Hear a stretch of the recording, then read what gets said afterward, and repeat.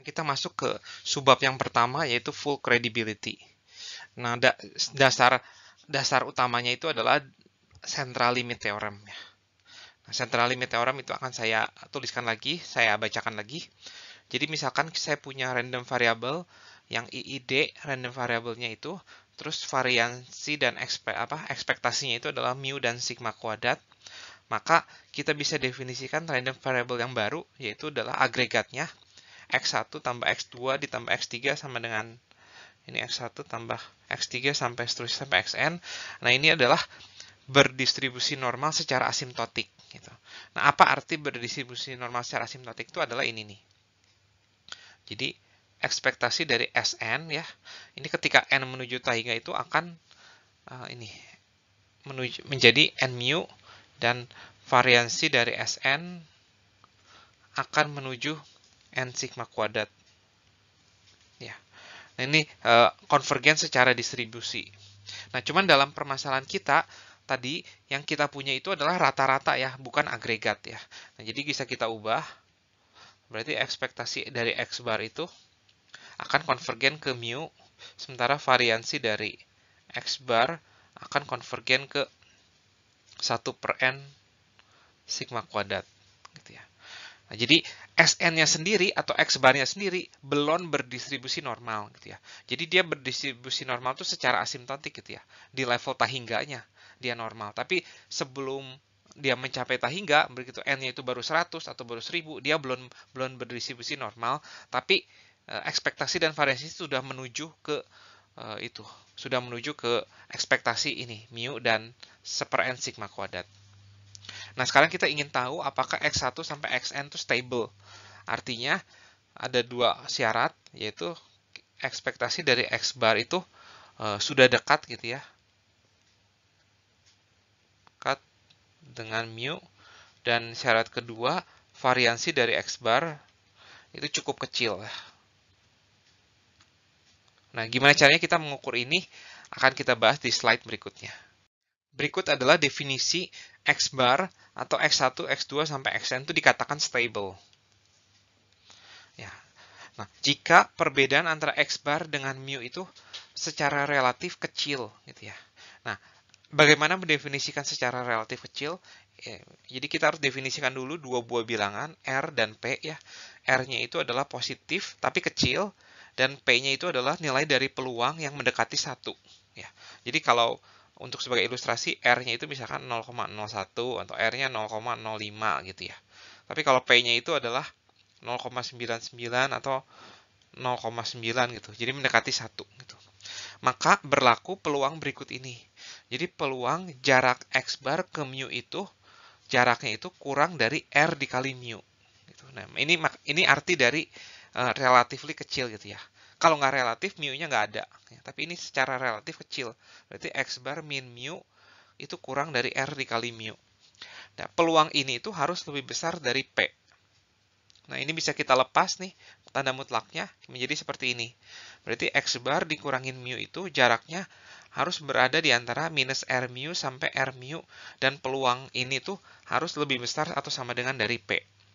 Nah, jika ini terjadi, maka si insurer itu bisa percaya terhadap data-data klaim di periode-periode sebelumnya. Jadi, si insurer bisa menggunakan full credibility. Nah, semoga cukup jelas definisi stable ini. Harusnya dengan contoh di slide sesudah ini akan lebih jelas lagi. Sebelum masuk ke dalam contoh, saya ingin mengubah bentuk probability yang tadi ada di definisi sebelumnya itu menjadi sesuatu yang lebih representable. Nah, di sini saya punya probability jarak X bar dikurangi mu itu harus kurang dari R kali mu. Ya. Nah, kedua ruas yang ada di dalam probability ini bisa saya bagi dengan sigma per akar N. Ya. Mungkin tujuannya udah tahu, yaitu untuk mengubah ini menjadi standar normal, tapi kita belum sampai ke situ. Ya. Jadi ini kedua ruas ini saya bagi dengan ini sigma per akar N. Nah, setelah itu saya akan mendefinisikan sebuah himpunan ini nih. Ya. Himpunan Y yang positif, di mana peluang dari X bar min mu per sigma per akar N itu yang kurang dari Y itu lebih besar dari P. Nah, ini adalah sebuah himpunan ada banyak isinya nih. Jadi kumpulan dari Y di mana peluang ini itu lebih besar dari P gitu. Nah, untuk ilustrasinya misalkan ini tuh adalah standar normal lah gitu ya.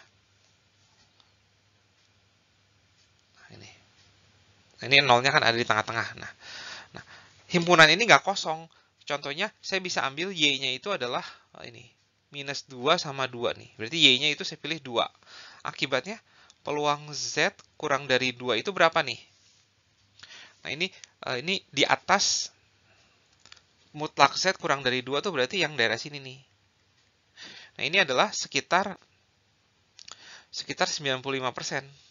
Nah, ini kalau P-nya aja, misalkan P-nya saya pilih 0,9, nah berarti 2 itu ada di dalam sini nih. Ya.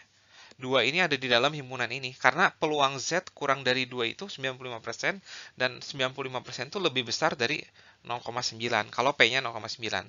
Berarti 2 ini ada di himpunan ini. Nah, ada lagi nggak yang ada di himpunan ini? Ada, yaitu 2,1 pasti ada di himpunan ini. Karena peluang ini pasti lebih besar lagi. Ini pasti lebih besar dari 0,95 lagi. Terus 2,2, 2,3 dan seterusnya. Gitu. Jadi isi dari himpunan ini yang pasti nggak kosong nih, ya. Pasti ada isinya, ya. Ya. Dan yang intinya itu yang kita mau cari itu yang paling kecil, yaitu infimumnya gitu. Jadi kita pilih yang kita mau cari itu infimum dari himpunan ini. Y di mana probability ini Y positif ya. X bar min mu per sigma per akar N kurang dari Y, ini harus lebih besar dari P. Nah, yang kita mau cari itu infimumnya, yang paling kecilnya gitu. Berarti kita cek 1,9 masih di atas P nggak? Masih di atas 0,9 nggak gitu. Ya. Kalau masih di atas 0,9 kita kecilin lagi 1,8 dan seterusnya gitu. Dan kita definisikan ini dengan YP, yaitu adalah yang paling kecilnya.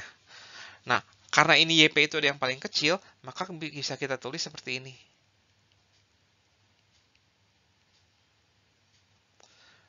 Kurang dari YP. Nah, ini bukan lagi lebih besar, tapi percis sama dengan P, karena dia itu infimumnya. Ya, atau dengan kata lain, YP itu harus lebih besar dari X bar min mu per sigma per akar N. Nah, ini adalah formula yang lebih representable untuk menentukan credibility, untuk menentukan apakah si insurer bisa menggunakan full credibility. Nah, di slide sebelumnya kita mendapatkan bahwa peluang ini kurang dari YP itu percis sama dengan P, sementara syarat dari full credibility itu ini. Peluang ini nih, yang di dalam tanda mutlak kurang dari R mu dibagi sigma per akar N itu harus lebih besar sama dengan dari P. Nah, karena YP itu yang paling infimumnya, berarti artinya YP itu adalah pasti kurang dari R mu per sigma per akar N. Nah, ini adalah representasi yang lebih representable, ya, karena dari sini kita bisa mengutak-ngatik ini gitu. Jadi yang pertama bisa kita lakukan itu yaitu adalah menaruh sigma dan mu itu di sebelah kiri nih. Nah, saya taruh ini sebelah kiri, akibat ini menjadi apa nih? Menjadi R dikali akar N dibagi YP. Ya. Nah, sigma per akar N itu adalah sebuah besaran yang lumayan dipakai di statistik, yaitu adalah koefisien variasi. Ya. Nah, jadi di sini kita mendapatkan syarat untuk menjadi full credibility itu yaitu si koefisien variasinya itu harus kurang dari R akar N per YP. Nah, kemudian ekspresi ini yang di saya lingkarin ini juga bisa saya ubah bentuknya menjadi seperti ini. Jadi sekarang saya ingin mengubah ini menjadi sebuah jadi variansi ya. Jadi saya akan taruh di sisi kiri itu sigma per akar N. Nah, ini berarti kurang dari R mu per sigma R mu per YP. Nah, untuk menjadi variansi saya kuadratkan. Ini harus kurang dari R per YP dikuadratin dikalikan mu kuadrat. Nah, sisi sebelah kiri itu adalah var dari X bar ya, kalau kita lihat. Nah, berarti syarat untuk menjadi full credibility, variansi dari X bar-nya itu harus kurang dari besaran ini, dari ekspresi ini. Dan kemudian bentuk yang ketiga yang lebih sering kita pakai, yaitu N-nya doang yang akan saya lihat ya. Berarti N-nya itu adalah harus lebih besar dari YP dikali R per R dikali sigma ya. Sorry, ini harusnya YP dikali sigma R dikali mu. Nah, ini akan saya kuadratkan, berarti ini menjadi YP per R kuadrat dikalikan sigma per mu kuadrat. Ya. Nah, ini adalah N itu adalah banyaknya data. Ya, jadi untuk bisa full credibility berarti banyaknya data harus di atas ekspresi ini, ya, di atas besaran ini. Nah, ini adalah ketiga syarat untuk menjadi full credibility. Bukan ketiga syarat, itu adalah ketiga kondisi di mana kita bisa, jika terpenuhi salah satu maka pasti terpenuhi semuanya.